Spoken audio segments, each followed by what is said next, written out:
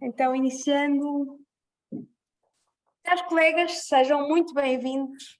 É com grande alegria e o entusiasmo habitual que a Fundação Manuel António da Mota arranca com esta nova edição das nossas Conversas Conscientes. Desta vez com a vertente social. Na conversa de hoje contamos com a presença do médico Gustavo Carona. O Gustavo é médico anestesista, intensivista do Porto, dedicado a missões humanitárias desde 2009. Já representou os Médicos Sem Fronteiras, o Comitê Internacional da Cruz Vermelha e os Médicos do Mundo, em regiões do mundo com carência humanitária extrema, como Moçambique, República Democrática do Congo, Paquistão, Afeganistão, Síria, República Centro-Africana, Iraque, Burundi, Iémen, Gaza e Sudão do Sul. Eu creio que estejam todos, Gustavo, não? Acho que não é importante. Não, mas é importante saber onde é que estiveste, que é para ver as realidades que têm. Tentas dar voz às vidas que te passaram pelas mãos, apelando à humanidade global, pela tua escrita e pelas inúmeras intervenções do país fora, dando aos portugueses uma visão do mundo que quase ninguém vê e sendo aqui um bocadinho sendo um bocado que muitos não querem ver também. Nesta sessão, iremos abordar a temática da igualdade como um dos pilares para a construção de uma sociedade livre e crucial para acelerarmos o desenvolvimento sustentável. Gustavo, é sempre um prazer estar aqui connosco e aproveito para agradecer-te desde já, em nome de toda a equipe da Fundação, a tua presença. É a altura de todos nós termos uma nova visão do mundo, e isso, Gustavo, o palco é teu. E obrigado por estares cá. Obrigado pelo palco, é um palco realmente bastante bonito, que eu não estou habituado, que é olhar aqui para o meu teclado e para o meu ecrã. Bom, boa tarde, obrigado Inês, boa tarde a todos da Fundação Manuel António da Mota e que se estende obviamente a todos da empresa Mota e Gil. Tenho tido a sorte de colaborar com vocês de uma forma muito indireta, em que tiveram a bondade de apostar nas minhas palavras a favor dos Médicos Sem Fronteiras quando eu escrevo no público, não só por isso, mas também tenho muito gosto em estar aqui e tentar partilhar, trazer um bocadinho aos vossos olhos e aos vossos corações alguma da minha experiência. Eu era um rapazinho muito novo, com 28 anos, quase noutra vida atrás, quando fui na minha primeira missão para a República Democrática do Congo. Ia com a mochila cheia de sonhos, acho que posso dizer também já com bastantes saberes e experiência, quase anestesista, mas não foi tal a minha surpresa que vim com a sensação de que trouxe muito mais do que aquilo que levei. Trouxe pedaços do mundo, trouxe histórias, trouxe pessoas, trouxe realidades que nós muitas vezes evitamos olhar de frente e que para mim passaram a ter nomes, a ter caras, a ter sentimentos, a ter exatamente a mesma empatia que eu sinto pelas minhas pessoas, da minha vida, porque não há nada que substitua o contacto, e eu tive esse privilégio, através obviamente das minhas ações enquanto médico, mas não só, porque viver uma experiência desta profundidade implica sempre um contágio daquilo que é a envolvência. Logo a seguir à minha missão na República Democrática do Congo, que foi em 2009, eu tive a sorte de viajar por países extremamente bonitos e interessantes, em África, onde constatei também bastante pobreza, mas acima de tudo tive o privilégio de, enquanto turista, ver coisas muito bonitas. E peguei neste guia, que é internacionalmente conhecido, talvez a referência dos guias de viagem, Lonely Planet, principalmente para quem viaja mais ou menos à pobre como eu, de mochila às costas. E curiosamente estava interessado, não é, em conhecer esta zona da África, por onde andava a viajar, Quênia, Tanzânia, Ruanda, Zâmbia, Etiópia e já mais alguns que eu já me esqueci, e comecei a folhear por curiosidade aquilo que eles diziam a propósito do leste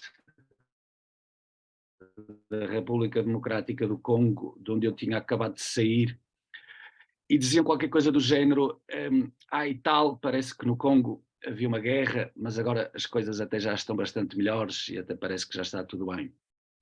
Eu estava sozinho num autocarro, lembro-me como se fosse hoje, quando li este pedaço do guia, e comecei a chorar, baba e ranho, porque eu acabei de sair das profundidades de uma das maiores tristezas coletivas dos nossos tempos. A Guerra do Congo é a pior guerra desde a Segunda Guerra Mundial, e aquilo que parece passar cá para fora é ou nada, ou mesmo quando há uma informação de uma fonte bastante credível, como eu reconheço neste guia, a informação é absolutamente desumana. E mais uma vez, quando eu tive crianças, quando eu tive mulheres a morrerem na minha mão no bloco operatório, fico triste que ninguém faça parecer que estas pessoas também são pessoas. Por mais que já tenha algum hábito de falar sobre as minhas missões, sinto sempre uma certa vontade de ficar nervoso. A minha grande preparação antes de uma exposição, que tento que nunca seja igual, é acima de tudo sentir, é ficar nervoso, porque eu não estou a falar de mim, eu estou a falar destas pessoas, eu estou a falar das pessoas que precisam de mais atenção, de mais humanidade, de mais coração do planeta, e que podiam ser nossos pais, nossos irmãos, nossos filhos, e que nós gostaríamos que o mundo olhasse para eles com mais coração.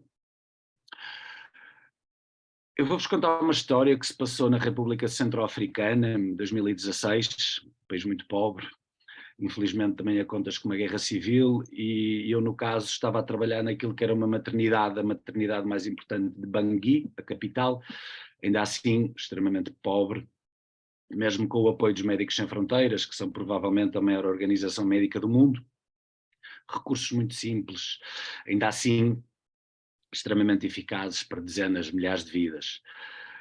Tivemos um caso clínico bastante inesperado.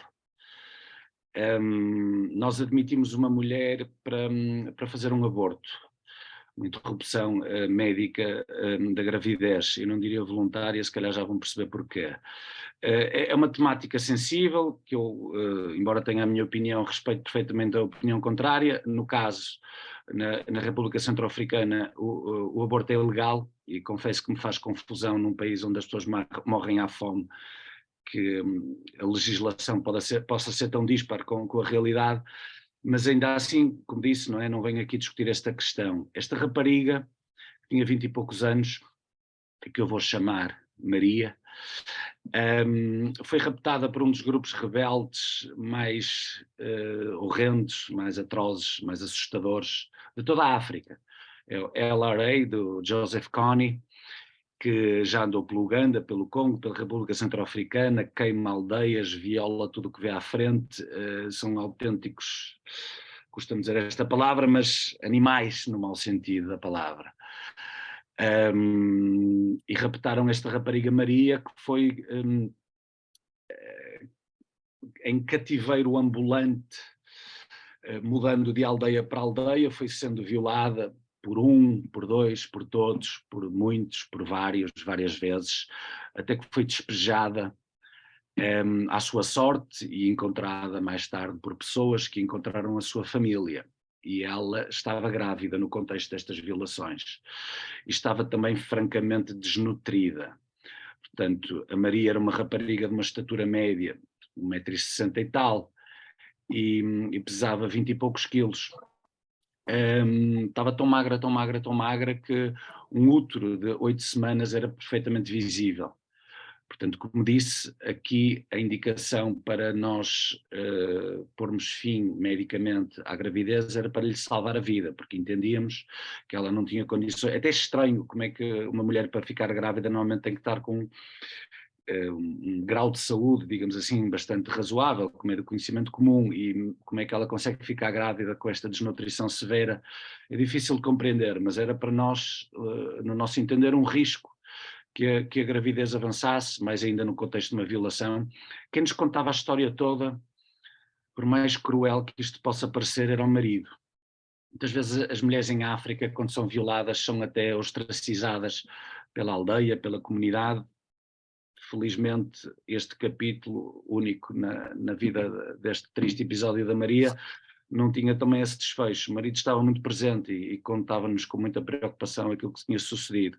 Relembro que eu não falo a língua local, que neste caso é Sango, portanto o que me chegava aos ouvidos era através da tradução do que vinha para francês, e eu estava a cargo da parte médica, neste caso da hidratação, da nutrição, tentar que a Maria ficasse um bocadinho mais forte.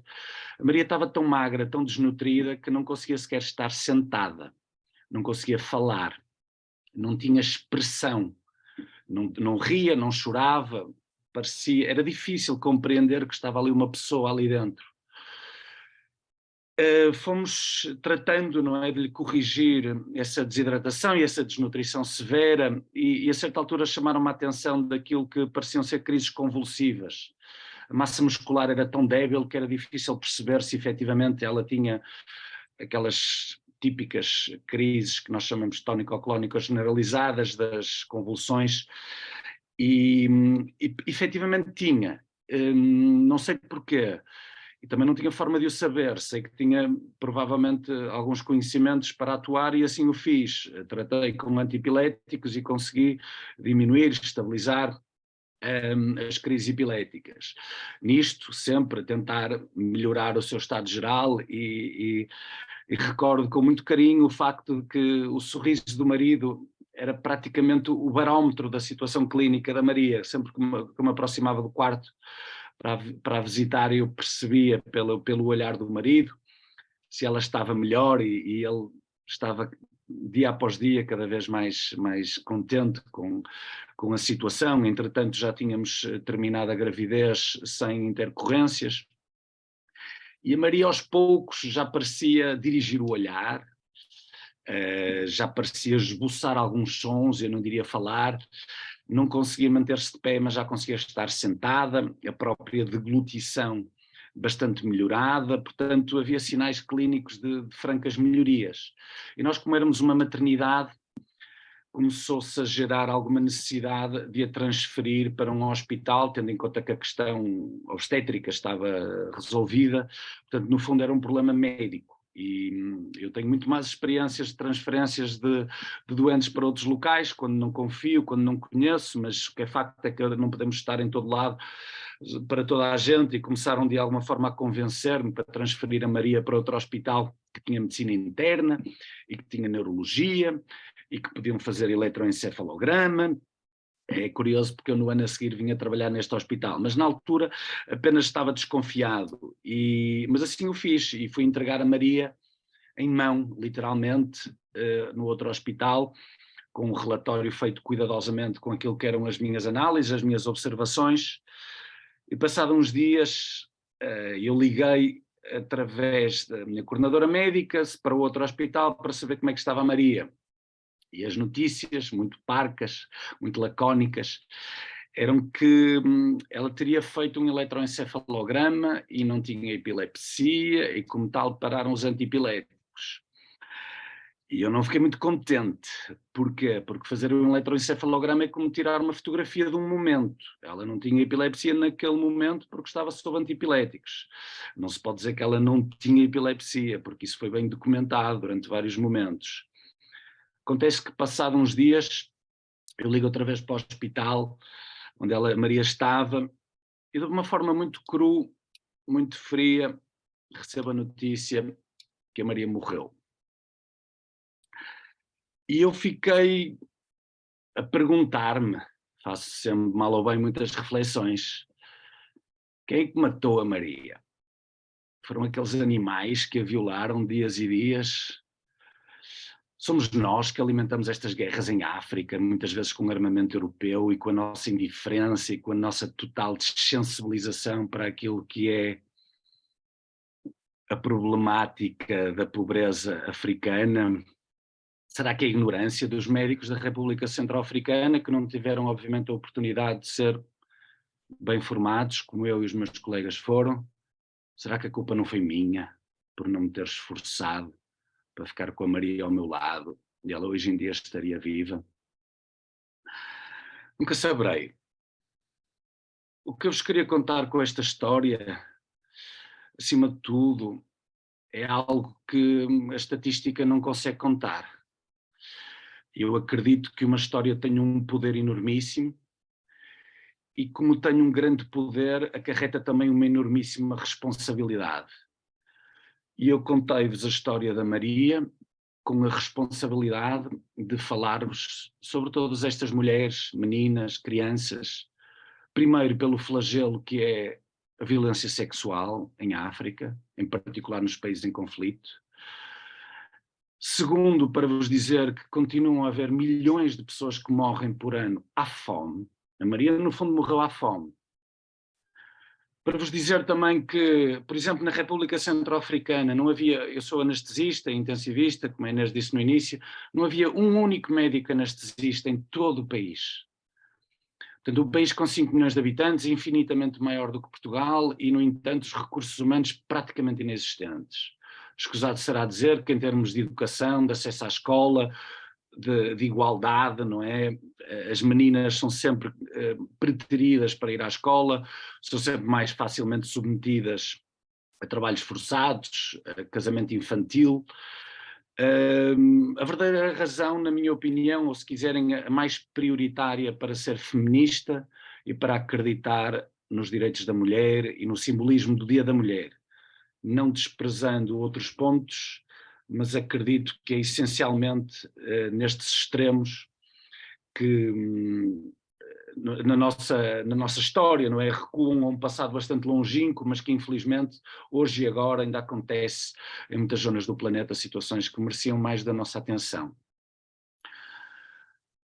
Eu apresentei-vos no fundo a Maria. Eu não acredito na vida para além da morte, mas acredito que a nossa vida se perpetua nas nossas memórias, quando nós saímos aqui em termos físicos deste cenário. Quando contamos uma história, há uma espécie de uma conexão póstuma, independentemente da pessoa estar viva ou morta. E eu queria-vos trazer aqui esta memória desta pessoa, daquilo que ela representa e fazer-vos entrar dentro desta realidade para que depois possam fazer as vossas escolhas.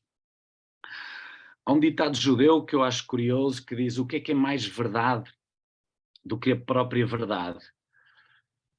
São as histórias, porque as histórias carregam não só os factos, mas também os sentimentos, as perspectivas, a identidade de quem a conta e de quem a absorve. Vocês ficaram a conhecer a Maria, mas ficaram também a conhecer-se melhor a vocês próprios, porque nós, quando somos confrontados com determinadas circunstâncias, em particular se forem diferentes do nosso dia-a-dia, reentramos naquilo que nós somos e redescobrimos qualquer coisa de nós quando confrontados com algo de novo, especialmente se for forte. Eu desde que estive na Faculdade de Medicina, não é? Sempre achei interessante a discussão se nós somos feitos da genética ou do ambiente. Diz que será cerca de 60% a 70% do ambiente e 30% a 40% da genética. Nós somos feitos essencialmente da nossa identidade, da nossa nacionalidade, daquilo que é uma espécie de um gueto morado, um gueto cultural, um gueto socioeconómico, um gueto identitário, político, religioso, linguístico, que nos faz não conseguir ver para lá dos muros que constroem a nossa pessoa individual e coletiva. E a única forma, ou a melhor forma, muitas vezes, de ver para além deste muro é contando uma história. Uma história tem a capacidade, se calhar não de derrubar o muro, mas pelo menos fazer lá um furinho. E foi por isso que eu comecei a chorar naquele autocarro, perante a inverdade de que a Guerra do Congo estaria melhor, ou estaria mais calma, ou estaria acabada. Porque quem é que está a contar as histórias destas pessoas? Quem é que traz as realidades mais importantes do nosso planeta para o nível da nossa realidade? E reparem, estabelecer prioridades não é o atabautismo, porque normalmente as pessoas que se refugiam no atabautismo é porque não querem fazer nada, querem empurrar para a barriga com a barriga todos os problemas. Eu não acredito que cada vez que nos seja falado do aumento de impostos ou da dificuldade da vida em Portugal, nós devamos falar sobre a fome em África. Mas acredito que se nós temos a humanidade e o sentido do bem comum, devemos estabelecer prioridades. Zonas de ação, zonas de impacto. E devemos utilizar aquela que é provavelmente a nossa maior força. Só temos é que afinal, que é a empatia, a capacidade que nós temos de sentir pelo outro é inata. Todos nós temos. Podemos ou não alimentá-la, afiná-la, dar-lhe conhecimento. Nós construímos a pessoa que nós queremos ser até determinado ponto. Nós podemos alimentar determinadas características da nossa pessoa em detrimento de outras. Portanto, a empatia está lá. É incontornável. Agora, podemos ou não ter compaixão, que já aponta mais para o ímpeto da ação. E o ímpeto da ação pode ser só a tomada de consciência. E depois, a partir daí, é que vem tudo o resto. Há histórias que são poderosíssimas.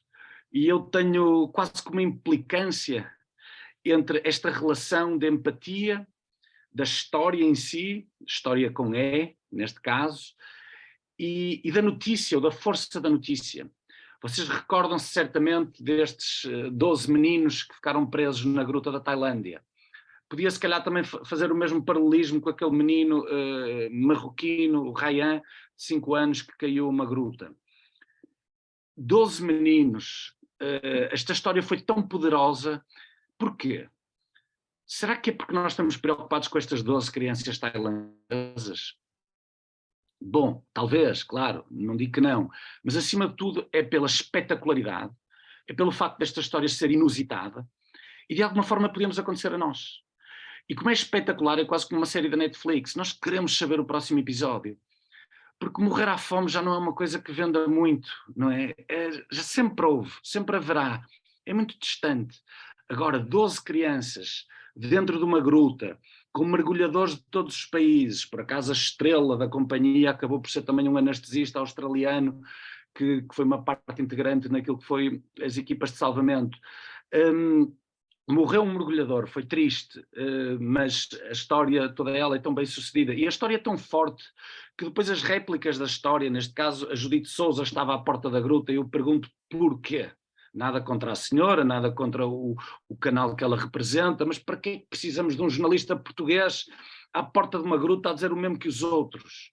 E depois a história já é que a Judite Souza teve que pagar 15.000 euros para dormir num sofá-cama, porque obviamente estamos numa pequena aldeia do norte da Tailândia, que foi invadida por todos os mídias de todo o mundo, e as pessoas fizeram-se cobrar. Portanto, as histórias já são dentro da história daquilo que me parece ser uma migalha dentro do que representa a humanidade. E depois a Judite Souza estava muito cansada de trabalhar na porta de uma gruta na Tailândia, portanto tirou uma semana de férias também na Tailândia. Tudo isto nas revistas cor-de-rosa, tudo isto é consumido, tudo isto são histórias que as pessoas adoram devorar. Agora, reparem bem na diferença. Programa Alimentar Mundial, World Food Program, Prémio Nobel da Paz em 2020, reportando ao ano de 2019, mas muito semelhante quase todos os últimos anos. Pior ainda com as consequências indiretas da pandemia. O Programa Alimentar Mundial, em mais de 80 e tal países, salvou cerca de 100 milhões de pessoas à fome, essencialmente mulheres e crianças. Quantas pessoas é que sabem sobre isto? Quantas pessoas é que fizeram disto notícia? Quantos telejornais é que isto abriu? Quantas Judites de Souza é que foram com o microfone tentar perceber melhor esta história? Não é atrativo. É um número, são muitos milhões. E daí que seja importante contar a história destas pessoas. Contar uma história que, como disse, não é, tenha o poder da representatividade, o poder de nos mostrar, não é, que sempre que falamos numa guerra, sempre que falamos numa catástrofe humanitária, estão lá pessoas iguaizinhas a nós, independentemente do facto de nós não percebermos a língua, de nós não comungarmos da religião, de terem uma cor de pele um bocadinho diferente da nossa. É preciso perceber que há aqui histórias. Esta fotografia é das fotografias mais famosas do mundo. Kevin Carter, jornalista, fotojornalista sul-africano, 1993. Na altura o Sudão ainda estava unido, mas isto faz parte daquilo que é hoje o Sudão do Sul. E ainda hoje é dos sítios mais pobres e onde há mais fome per capita do mundo. Esta fotografia foi conhecida como a fotografia mais triste da história, ou a metáfora do desespero africano. O fotojornalista ganhou o prémio Pulitzer com esta fotografia, em que se adivinha, não é? Esta fotografia tem tristeza, tem ação, parece que o abutre se está a aproximar da sua próxima refeição. Kevin Carter foi francamente criticado, depois de premiado. Esta fotografia saiu no New York Times, portanto rodou o mundo inteiro, e depois de ter sido premiado ele foi francamente criticado. Porque é que tiveste tempo de ajustar a lente e não foste ajudar a criança? Ele justificou-se, ele disse que tinha ordens para não tocar nas crianças desnutridas por causa do risco de infecção. Explicou também que a criança estava ali sozinha, porque os pais, no avião em que ele chegou das Nações Unidas, os pais foram se pôr na fila para receber alimentos e daí que não tiveram outra alternativa senão deixar esta criança sozinha. Isto criou-lhe tal forma, tal pressão, que ele acabou por suicidar. Claro que não foi só a propósito desta fotografia, mas foi essencialmente. E mais uma vez, nós conseguimos, através de uma imagem, de uma história, de uma fotografia, de uma criança, de um ocidental, não é? Se colocarmos a África do Sul também nos países ocidentais, de um branco, claramente, dentro da história, nós conseguimos que isto se toque mais o nosso coração do que a análise daquilo que é, ou foi, ou será a fome em África. Esta ativista, trabalhadora humanitária dinamarquesa, chama-se Anja Loven, e encontrou este menino nas ruas de uma qualquer cidade da Nigéria. Este menino foi abandonado nas ruas não por não ter família, mas por aquilo que eu considero que é a doença que mais mata no mundo inteiro, que é a ignorância. Ele tinha uma malformação congénita, ou seja, a saída da sua bexiga não estava na uretra, neste caso do pênis, estava abaixo do umbigo. Isto é uma condição que acontece com alguma frequência, que se corrige com alguma facilidade, e foi acusado de representar a bruxaria. E como foi acusado de bruxaria, ou representar os bruxos, mesmo sendo uma criança completamente indefesa, foi atirada para as ruas ao abandono, e veem o seu aspecto quando foi encontrado. E foi chamado de Hope, de esperança, por esta rapariga que tem uma organização fantástica na Nigéria. E passado umas semanas, temos aqui o mesmo Hope.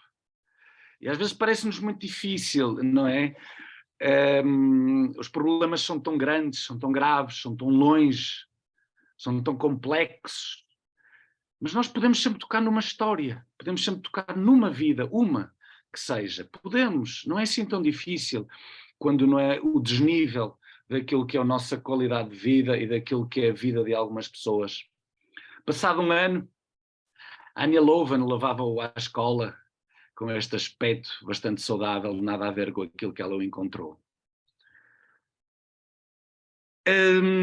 A guerra da Síria voltou a ser notícia, mais uma vez, uma guerra nunca é notícia por bons motivos, a não ser que acabe, mas tem picos de atenção.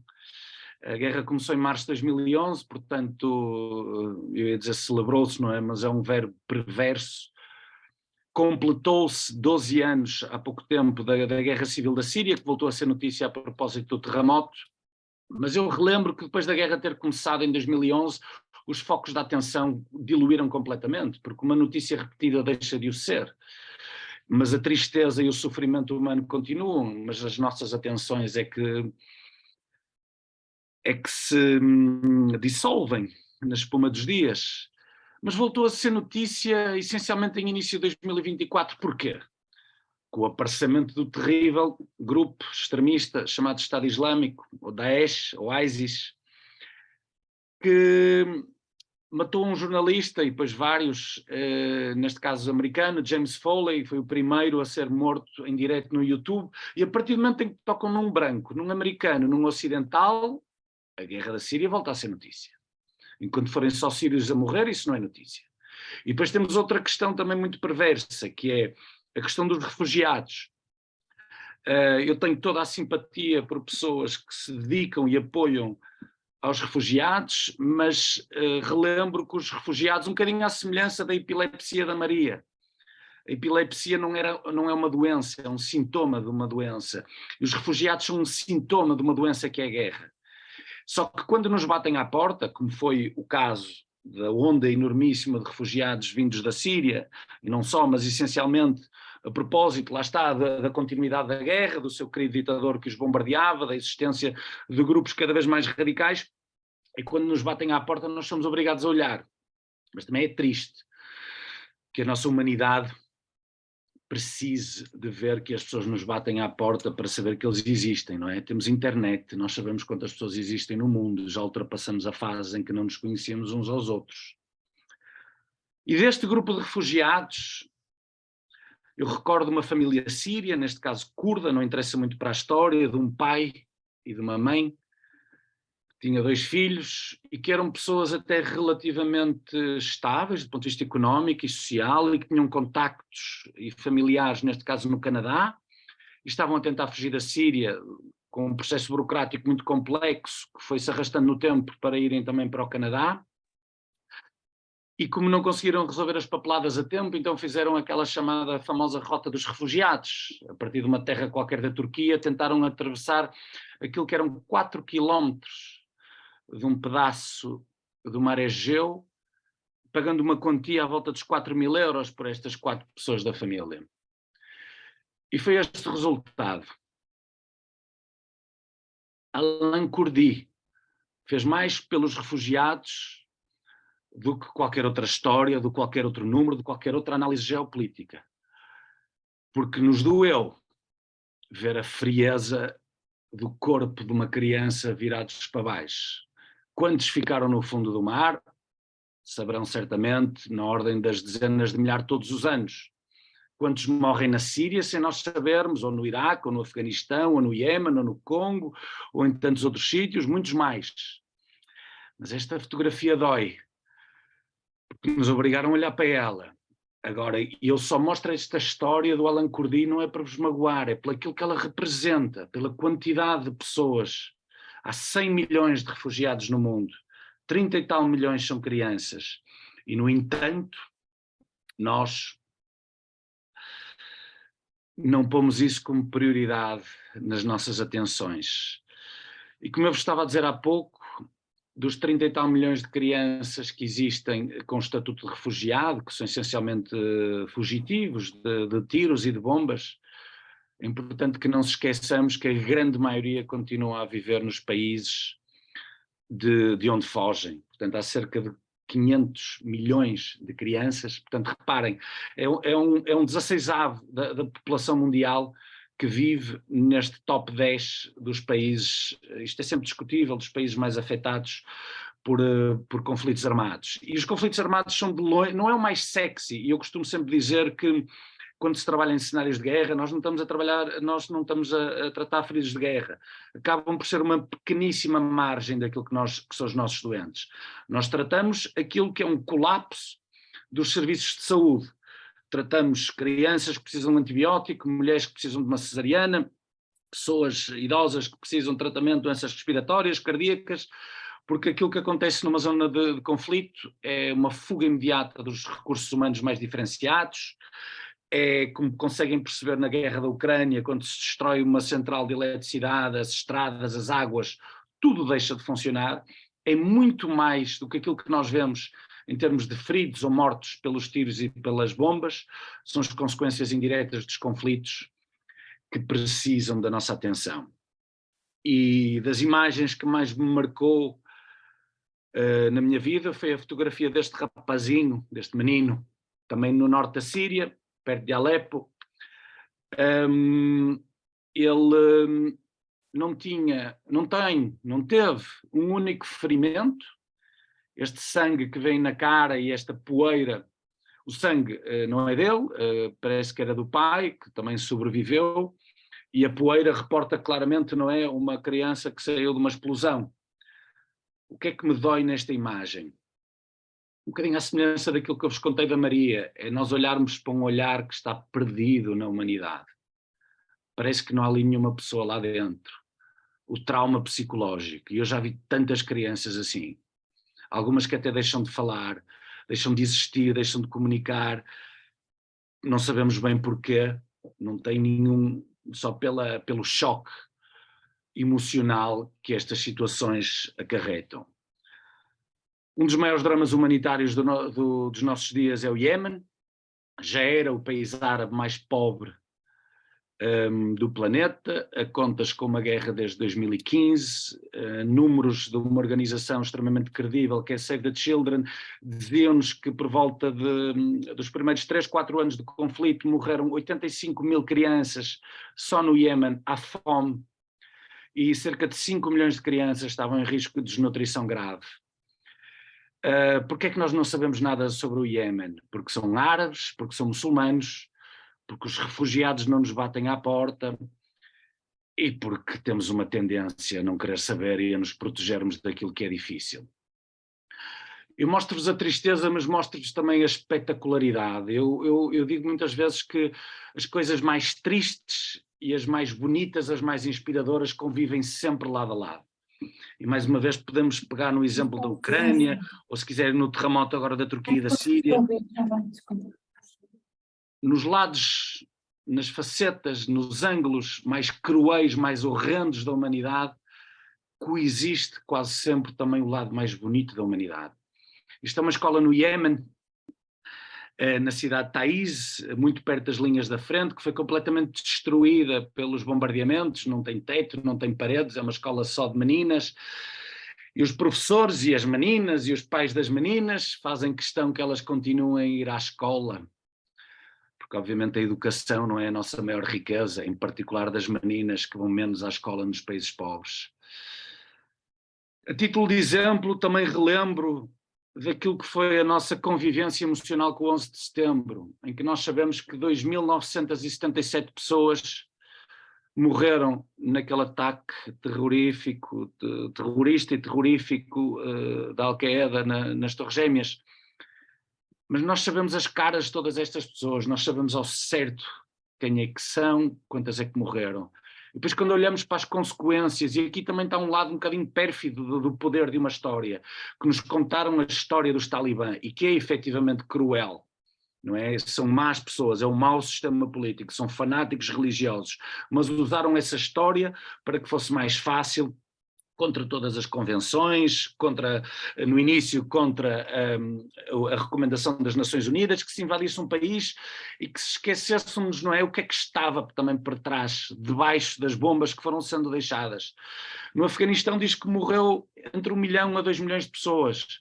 Agora reparem na diferença, o que é que são 2.977 e outros dados, não é, que tem aqui uma margem de erro na ordem de 1 milhão. Não sabemos, ninguém as conta. As histórias delas não valem tantas como as nossas. Nossas, entenda-se, portugueses, europeus, ocidentais, o que quiserem. As pessoas que nasceram do lado certo ou do lado da sorte do planeta, como nós. Uma cara bonita também é uma história. Esta rapariga é afegã, foi capa, lembrar-se-ão, foi capa da revista Times, e ela foi fotografada no Paquistão, em 1985, entre a guerra dos soviéticos com o Afeganistão. E não se sabia quem é esta rapariga. Um bocadinho menos interessante, menos bonita, perdoem-me a futilidade, passado uns anos, foi reencontrada. E porquê é que eu vos trago aqui esta história? Porque é das poucas referências que nós temos sobre o Afeganistão. São estes olhos bonitos e a curiosidade de agora sabermos o quanto é que o jornalista pagou na altura ao pai da menina para lhe poder tirar a fotografia e mais tarde encontrá-la analfabeta nas montanhas do norte do Afeganistão e refazer um ponto da história daquilo que parecia um lado quase romântico, da beleza e da pobreza, porque não, há mulheres e homens bonitos em todas as partes do mundo. Das coisas mais sobre o Afeganistão, que infelizmente já não deve estar em vigor, porque esta realidade foi pré-regresso dos talibã ao poder. Talvez se lembrarão deste documentário que ganhou o Oscar, se não me engano, em 2020, de documentário de curta duração, Learning How to Skateboard in a War Zone If You Were a Girl. Um grupo de mulheres afegãs e americanas ligadas ao skate, em que transmitiam esta força, estas meninas, como sabem, não é, nos países mais subdesenvolvidos, a culpa não é da religião, a culpa é da interpretação das pessoas. Eu gosto sempre de dizer uma curiosidade sobre a religião muçulmana, que é a primeira mulher de Maomé foi uma mulher mais velha do que ele, empresária, completamente independente do ponto de vista económico, e como tal, não é, esta viragem da interpretação, da utilização da religião como ferramenta para a submissão das mulheres, acontece infelizmente em quase todas as religiões, e é sempre uma expressão de ignorância, de subdesenvolvimento. Portanto, não culpemos, digo eu, que sou ateu, a religião, mas sim as pessoas e a sua interpretação e a cultura, porque nós vemos que há milhares de formas de expressões diferentes do islamismo, também como há do cristianismo, do hinduísmo, do budismo, todas elas têm caras muito diferentes consoante os locais onde são expressados. Mas isto para vos dizer que sabem que no Afeganistão, e agora então com a presença dos radicais talibã, as mulheres são subjugadas a não sair de casa, a não estudarem, a não trabalharem, e como tal, não é, projetos que emancipam a mulher, que lhes dão coragem, que lhes dão a força e a independência de se atirarem por estas rampas de um skatepark, tem um simbolismo imensurável e inimaginável. Mesmo no que diz respeito às alterações climáticas, que na minha humilde opinião, enquanto pessoa que gosta da ciência e que gosta da humanidade, é de longe o maior desafio dos nossos dias. Não vai ser, já é. E quando nos dizem assim, e tal, se calhar a humanidade vai acabar, nós, que chatice, não é? Agora, quando nos mostram a fotografia de uma mãe urso polar que já não tem para onde ir, para levar o seu filho, e nós reconhecemos, não é, os mesmos laços afetivos de uma mãe, de um pai, com a tristeza de não conseguir educar os seus filhos, não é? Às vezes, mesmo nos animais, o poder de nós contarmos uma história, mesmo que esteja em causa o final da humanidade, que é o que está em causa se o planeta continuar a aquecer desta forma desenfreada, não é o planeta que vai sofrer, o planeta é uma pedra que vai continuar a girar, nós é que vamos sofrer, e se calhar outras espécies vão beneficiar com isso, mas nós temos sempre a mania de ver as coisas do nosso umbigo, do nosso egoísmo, e até nos prejudicarmos, somos vítimas, não é, dessa forma tão enviesada de ver o mundo. Quais são os problemas do mundo? Bom, eu acho que é a não colocação em prática daquilo que já está escrito desde 1948, que é a Carta dos Direitos Universais dos Direitos Humanos. Porquê é que nós não o fazemos? Bom, porque não compreendemos que somos muito mais felizes ao ajudar do que ao ficar sentados no nosso sofá sem fazer nada. Acho que temos também alguma dificuldade em compreender que não há nenhuma forma mais bonita de viver do que viver inspirado. Muitas vezes culpamos os mídias, culpamos os políticos, não é? Quando vivemos em democracia e os políticos e os mídias não são líderes, são seguidores, são expressão da nossa opinião, do nosso voto, da nossa intenção coletiva. Portanto, em democracia, porque quem está na Rússia não pode dizer o mesmo, em democracia nós não podemos culpar os políticos que temos, nem aquilo que os mídias nos dão. Somos nós que escolhemos o nosso voto, o nosso clique, a escolha do nosso canal, aquilo que nós queremos saber e aquilo que nós não queremos saber. E depois temos muita confusão, não é? Sentimos que este retângulozinho que chamamos pátria define a nossa humanidade, tudo aquilo que se passa em Espanha já parece que não merece tanto a nossa atenção, e muito menos aquilo que se passa de Marrocos para baixo, ou naquilo que é chamado o Sul, o Grande Sul e o Grande Norte, não é? Que temos a pobreza quer do Extremo Oriente, quer de quase todo o continente africano, infelizmente com várias histórias muito diferentes, alguns conhecerão melhor do que eles, mas na sua grande maioria o sofrimento humano está infelizmente em África. E depois esquecemos de compreender que o problema somos nós. O problema não é o vizinho do lado, nem o nosso tio, nem a nossa avó. O problema somos nós. E isto é triste. Mas há esperança, que é a solução também somos nós. Se o problema somos nós, a solução também somos nós. E sim, somos apenas um indivíduo no meio de 8 mil milhões, completados há pouco tempo, mas temos um poder enormíssimo na nossa individualidade. Não conseguimos nunca resolver todos os problemas do mundo, isso é uma utopia que nunca acontecerá.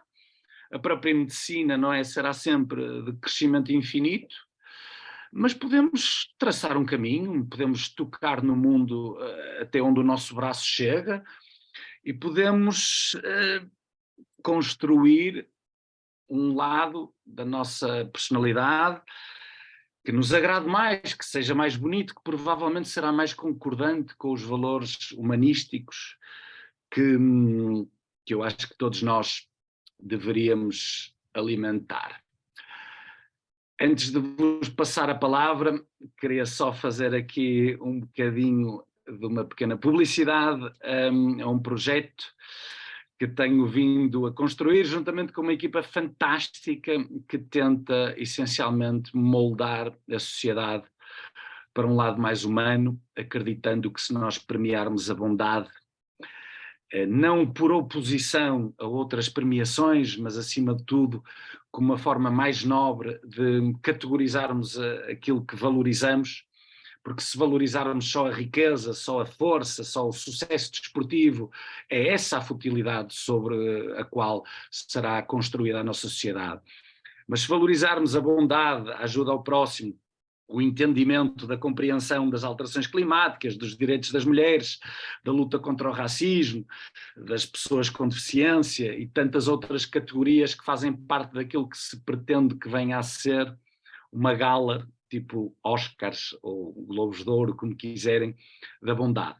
Portanto, se tiverem curiosidade, está aqui o nosso site, as nossas redes sociais com o mesmo nome, e se quiserem colaborar connosco, seja dando uma força monetária, seja oferecendo os vossos saberes, temos todo o gosto em receber-vos e agradeço imenso a oportunidade de me terem deixado contar aqui um bocadinho da minha visão de mundo, que eu carrego após ter estado a trabalhar em zonas bastante complicadas do nosso planeta, que eu acho que mereciam mais da nossa atenção. Muito obrigado. Gustavo, eu digo que ficava aqui mais uma hora a ouvir-te e eu creio que todos nós aqui na plateia também tiveste-me a chorar várias vezes e acredito que quem não chorou foi muito difícil não chorar. Vamos então dar início à sessão de perguntas e eu peço a todos que sintam-se livres para o fazerem. Liguem as vossas câmaras, como o Gustavo disse, a interação humana é importante para sermos todos felizes. E eu acredito também, parte dessa visão, se fôssemos todos mais felizes, o mundo era muito melhor. Por isso, por favor, façam as vossas perguntas através do chat. Já sabem que quem não o fizer, eu começo com uma, mas gostava de vos ouvir e o Gustavo também. Gustavo, queres tirar aqui a apresentação? Claro. Para vermos caras. Sim, sim. Interromper. Já exatamente. Muito envergonhado. Eu vou-te fazer uma pergunta da tua opinião. Nós já nos temos vindo a conhecer melhor, temos falado várias vezes. Eu queria te fazer, porque assim, nós falamos muito na mulher e eu gostava de saber a tua visão, porque grande parte dos projetos que eu mais admiro e que aconselho a que todos venham, nomeadamente o Banco dos Pobres, do Muhammad Yunus, e tudo aposta muito da mulher como fonte de segurança que os rendimentos que são ganhos permanecem na família. Tu tens alguma visão disso no contexto onde tens? Porque normalmente em África, nesta tendência da sustentabilidade, os investidores sociais, os investidores de impacto, têm apostado muito na mulher. Tu vês esta vantagem de apostar nas mulheres? Ou tens alguma história que acompanha isto ou não? Porque eu leio muito, mas não tenho a tua experiência. Olha, seria muito prepotente da minha parte ter opiniões sobre macroeconomia ou microeconomia. Agora, Por acaso, fizeste-me lembrar um livro que eu aconselho imenso, que é The Blue Sweater, que é uma mulher uma economista super conceituada norte-americana, que digo grande parte da vida dela a educar as mulheres em África a construir pequenos negócios.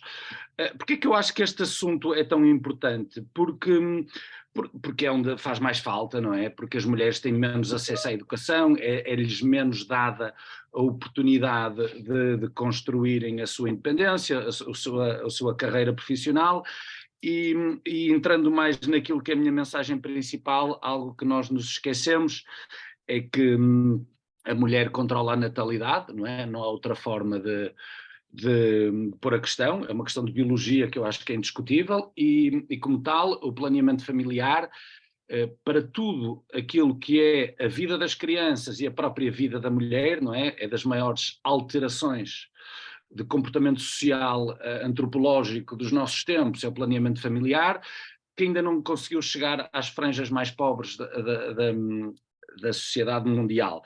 E como tal, educar a mulher para ter conhecimentos sobre o que quer ou não fazer com o seu corpo, em que momento é que quer ou não ter filhos e quantos filhos, e essa gestão com os seus estudos, com a sua entrada no mercado de trabalho, são, na minha opinião, dos pilares mais fundamentais para o crescimento harmonioso da população mundial.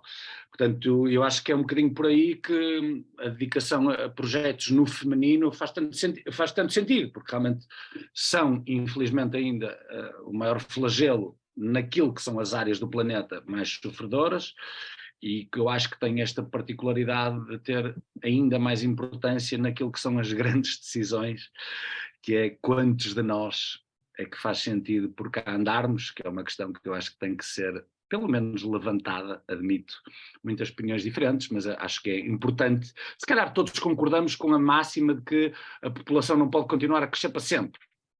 Certo? Acho que concordamos com esta, acho eu, não sei. Principalmente se quisermos manter o mesmo nível de conforto, não é? Se quisermos voltar para as cavernas, então podemos continuar com a mesma natalidade. Sabemos também que a população mundial vai desacelerar, encontrar um platô em 2050, 55, seremos 10 mil milhões. Isto já se sabe por causa do número de crianças que já deixou de aumentar. Ainda assim, acho que é muito importante nós percebermos esta questão macro e que está sustentada essencialmente na educação da mulher. Já agora, só para completar o raciocínio, o continente africano tem neste momento 1,4 mil milhões, ou bilhões de pessoas, se for na nomenclatura americana, e daqui a 20, 30 anos terá 4 mil milhões. Portanto, será metade da população mundial, será no continente africano. Daí que seja tão importante a educação no feminino, por variedíssimas razões. Não sei se fugi à pergunta, mas foi para onde as tuas palavras me levaram. Acho bem. Não respondeste à pergunta, mas eu hei de perguntar um dia. Pois, de economia se calhar prefiro não falar, não é? Que aposta nas mulheres. Mas eu creio que a resposta é muito parecida e eu gostei de te ouvir, Gustavo. De qualquer maneira, eu ia pedir, se alguém não perde a vergonha e fala connosco. Não temos perguntas ainda, Inês, aqui no chat. Pronto, mas Está tudo com muita vergonha. sim, eu convido a abrirem as câmaras, a ligarem as câmaras e a falar connosco, mas posso já desde já fazer um convite ao Gustavo e mais uma pergunta. O convite é que nós vamos começar a reunir no próximo mês, no final deste mês, conforme nós nos organizarmos, o nosso grupo de responsabilidade corporativa do grupo, um working group. Gustavo, vais abrir este grupo com uma exposição parecida com esta, pode ser? Muito obrigado, pode ser, pode. Estás muito, principalmente.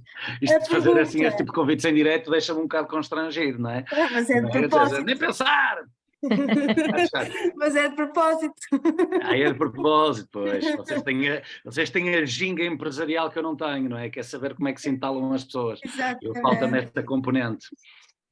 A segunda pergunta, a primeira pergunta era relativamente ao também neste grupo, como é que se chama a organização que acolheu a criança, o Hope?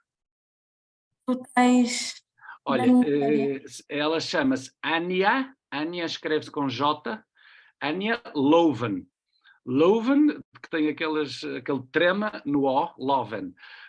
Se procurarem assim, quer no Instagram, quer no Facebook, encontrarão, acho que é assim que ela se apresenta. Se a organização tem um nome em particular, se tem eu já não me recordo, mas é fácil de encontrar o trabalho desta dinamarquesa através do nome dela.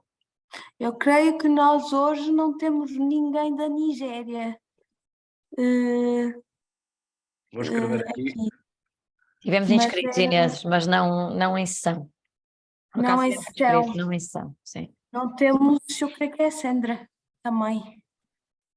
Eu costumo vir várias vezes aqui, mas fica aqui para os colegas da Nigéria o nome da organização. E também, Gustavo, é para informar também, fazer aqui um bocadinho de promoção à nossa responsabilidade social corporativa. Nós abrimos este ano um programa de voluntariado. Tu, com a tua experiência, que conselhos dás aos nossos voluntários? Não é nem medicina, É uma obviamente, excelente só pergunta. técnica. Ora bem, difícil responder assim no campo do abstrato a uma pergunta tão aberta, mas tentarei dar 2 ou 3 dicas que me parecem ser fundamentais.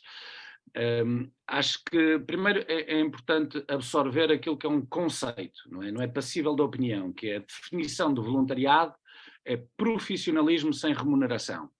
Se for esse o caso, implica, não é, que a nossa dedicação, seja ela total ou parcial, seja uma vez por semana, ou seja ela um horário completo, tem que ser honesta, tem que ser rigorosa e exatamente igual à forma como nós encaramos o nosso trabalho.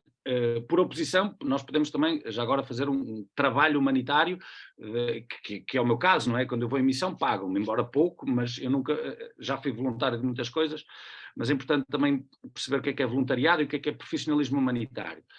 Se calhar a segunda questão, sempre que me perguntam o que é preciso para ir em missão, para fazer, para ajudar, e eu digo que há 3 coisas que são essenciais, que é querer muito e querer muito. Nós temos que estar disponíveis a entregar uma fatia importante do nosso tempo, da nossa vida pessoal, da nossa vida social, a esta questão. E ninguém consegue fazer nada dando em alguns dias ou aparecendo e depois desaparecendo. Portanto, normalmente, independentemente da área, isto implica sempre uma fatia de tempo muito considerável. E acho que é importante as pessoas terem essa noção. Claro que cada caso é um caso.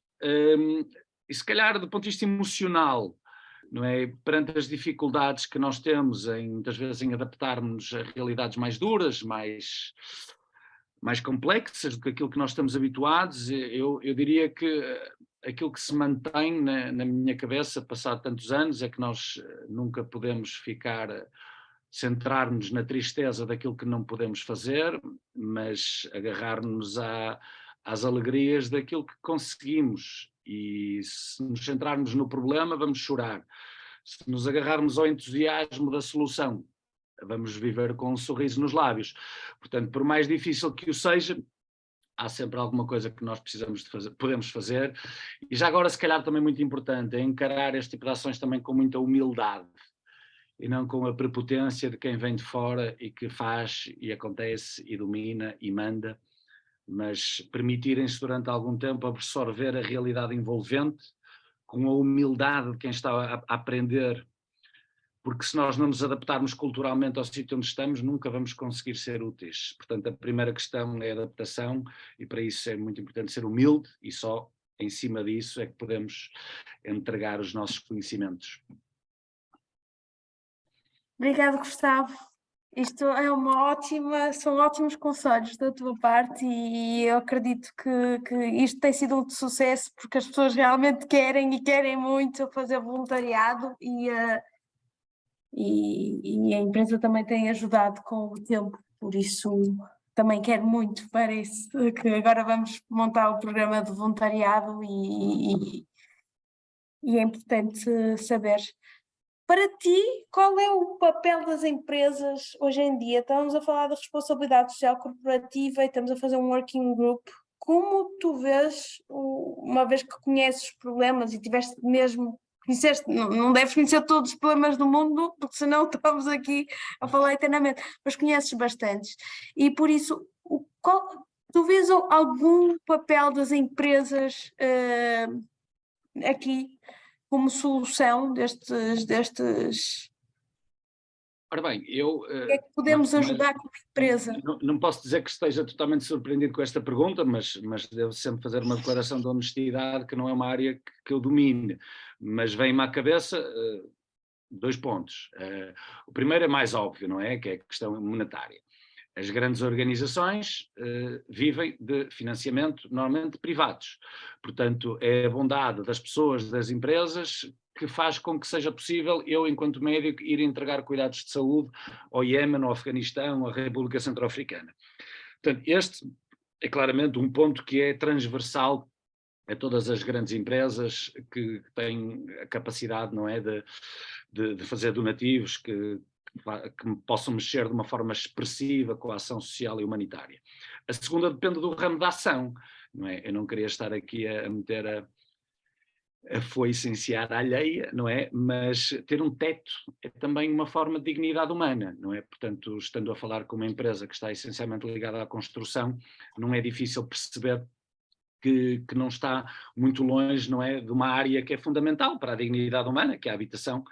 Portanto, há outras empresas que, não é, se calhar terão um contacto menos evidente com uma forma de ajudar, mas eu diria que são assim estas, e se calhar também aquilo que eu acho que qualquer grupo de pessoas, seja uma empresa, seja uma universidade, seja um grupo de amigos, que tenha a responsabilidade de educar os seus componentes, não é? E por isso, pronto, sou parcial nesta opinião, não é? Mas